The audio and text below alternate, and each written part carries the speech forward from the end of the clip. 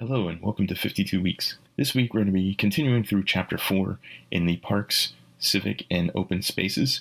And specifically we're going to be looking at the next 6 weeks on the types of parks and public space that are discussed in Chapter 4. We're still going through each of the individual segments, and this week we're looking at Segment 5, Plazas and Squares.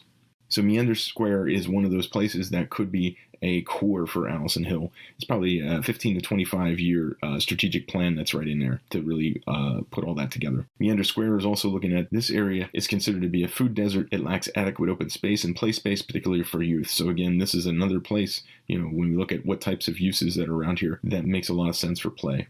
The redesign of 18th Street as a living street is important. Along 18th Street, there's an abundance of parking lots and vacant industrial buildings that could easily be controlled. The land that can be converted into a vibrant public place, incorporated a landscape full of recreational activities. So again, when we hear the word control, oh yeah, that sounds freaky. But honestly, when we look at land use and look at finding appropriate space for the public and understand what this can be, this is something that the Planning Commission and City Council and the city all should be working together. It's not a developer coming in here. This is not a developer saying this. This should say, for the people, it should be controlled for their best interest.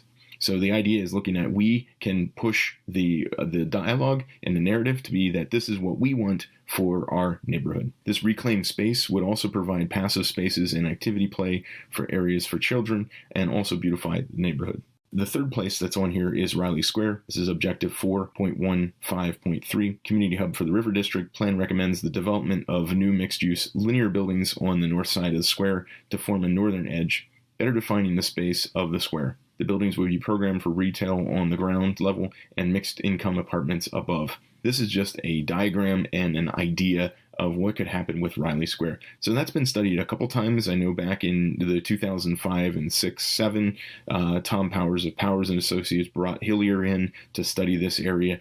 It's also been studied through the Elm Street grant on 3rd Street. The thing is now, how do we set this up that we can actually realize a relationship between the Broad Street Market and rest of Riley Street, create this interactivity that's necessary.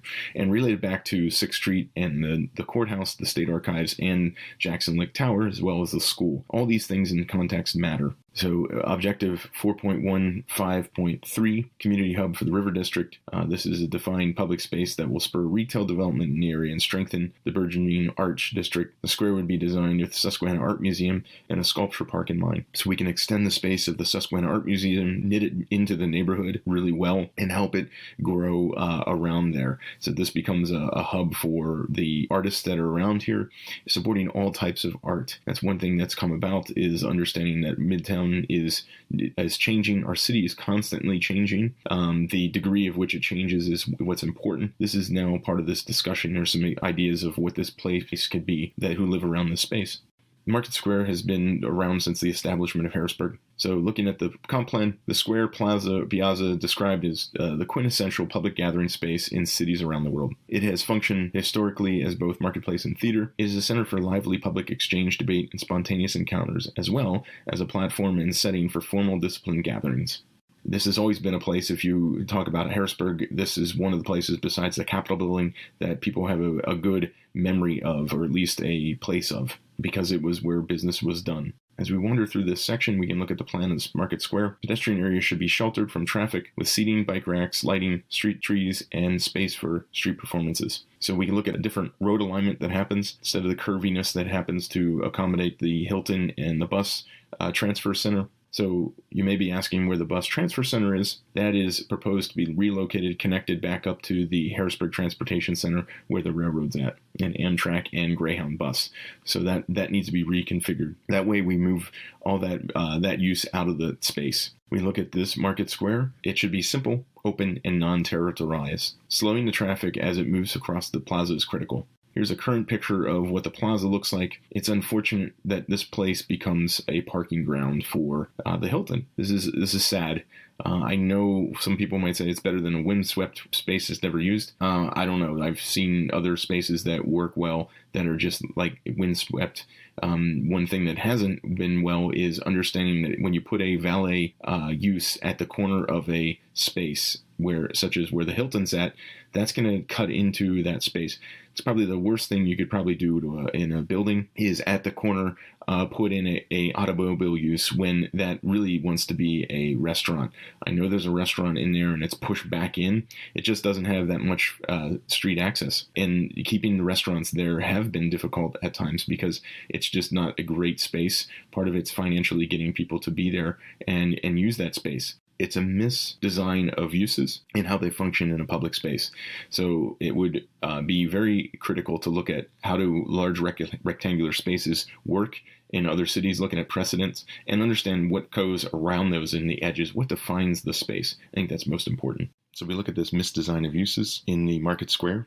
The ability to temporarily close 2nd Street easily on busy evenings would solve the problem. But the misalignment of use and space demonstrates the potential for well-designed public space in Harrisburg. It's very timely that in Philadelphia, the Rennie Terminal Market, there's a proposal for a $1 million pedestrian plaza underneath the terminal between the north and south portions at Philibert Street. So the idea is to close down this portion of the street temporarily when there's things that are happening, events at the market. So this is a very interesting proposal to think about this. It works with the Vision Zero and the idea of how do we take our streets back for pedestrians instead of keeping them focused on vehicles. It'd be amazing to see that type of influence happen from Vision Zero into our public space of Market Square. You know, if we had the ability to close that space down and make that something of an event space. We do this throughout the year. We've got this with the fire and ice thing that happens. We get this during New Year's, the closing down. Why don't we just consider this as a design feature within our city that becomes a place of meeting? So the ability to close this down would help booster some of the restaurants that are around here and the activities, and also give an idea for connecting it to other events that happen throughout the year. And looking at the rest of the city, we can see the importance of small squares. This emerged from the planning process that there are other places that need to be addressed. This is an example up on Division and 3rd Street, and the quote from the comp plan: provide important areas for gathering and locations that would benefit from a definition provided by a well-designed public space. So we look at the Zembo Mosque and Scottish Rite Theater, those elements on the end. We also have the Riverside Mosque that's there, and the relationship to that to William Penn as a campus. Other small squares, this is really just another example that came out from the planning process. We got Bailey Square, we got Curtin Square, Lake Square. These are more neighborhood-based squares, so when the small area plans are commissioned by neighborhood groups and planners are working with them and architects are working with them, then these become really significant at a smaller scale. So this concludes this week's 52 Weeks, focusing on Chapter 4 and specifically the plazas and squares. Hope this has been helpful to understand more of the public space within the city. Stay tuned next week for the final 6th part, which is focusing on the campuses around Harrisburg. Thanks again for listening. Take care.